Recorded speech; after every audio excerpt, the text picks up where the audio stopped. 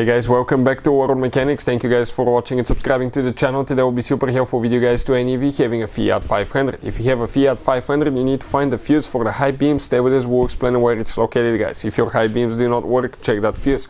Also, if you have a headlight that does not work on Fiat 500, we have a special video that explains the top reasons for that, so check it out.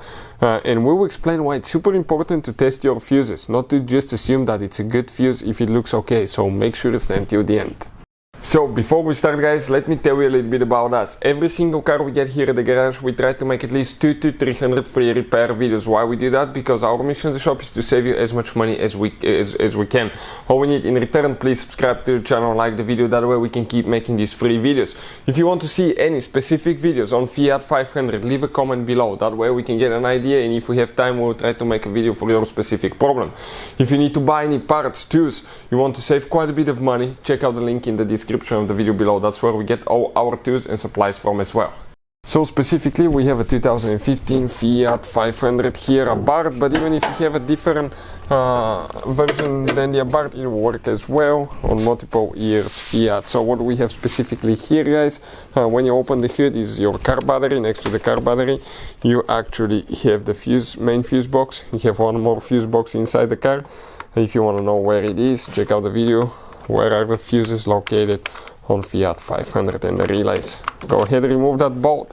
Once you do it, you're going to pull that lid straight up.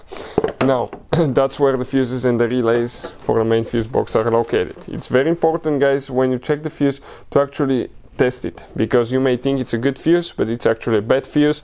You put it back in and you end up spending time and money to fix your problem when all you had to do is test the fuse and find out it's bad. I will put a link to a special video in the description of the video below, how to test the car fuse, so please check it out. Now, good news when you remove the cover is you see the fuse numbers listed on the back, so that's great. But bad news, they're not in order and he doesn't tell you what it is. So, the fuse that we need to check for the high beams will be that fuse number right here, F14. This fuse, 5M fuse right here guys. This one will be the one that will switch the bulb from up and down. That will be the one controlling the high beams. That fuse number, F14, it will be a 5M fuse in our case. Hopefully the video will be helpful to any of you needing help with that. Thank you for watching. See you next time.